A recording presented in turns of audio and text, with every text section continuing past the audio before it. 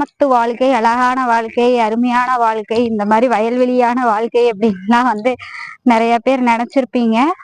ஆனா உண்மையாவே பாலிடிக்ஸ் எல்லாம் இங்கதாங்க நிறையா. ஒரு திருவிழா இல்ல ஒரு விசேஷங்கும் போது ஒரு செட் ஆஃப் குரூப் இருப்பாங்க. அவங்க மட்டும்தான் முன்னாடி நிக்கணும், அவங்க மட்டும்தான் எல்லாமே பண்ணணும், இல்லைன்னா அங்க எதுவுமே நடக்கூடாது. அந்த மாதிரி ஒரு செட்டு இந்த கிராமத்துல ரொம்ப ஜாஸ்தி, எல்லா கிராமங்கள்லயுமே. அதனால இப்படி நம்ம வீடியோ பாக்குறோமா, இதுல என்ஜாய் பண்ணிக்கிறோமா, அப்புறம் நோம்பி நொடிக்கு நம்ம சொந்த ஊருக்கு போனோமா, 4 நாளைக்கு இருந்தோமா, கிராமத்து வாழ்க்கையை என்ஜாய் பண்ணோமா, வந்தமான்னு இருந்துக்கோங்க. அங்கேயே செட்டில் ஆனீங்கன்னு வைங்களேன், முன்னேறவே முடியாது. நிறைய பேர் கேட்டு பாருங்க, நிறைய டவுன் பக்கம் போய் இருக்கிறவங்கள, கிராமம் தான் பூர்வீகமா இருக்கும், ஆனா அங்கிருந்து வந்ததுக்கு அப்புறம் தான் நல்லா இருக்குன்னு சொல்லுவாங்க.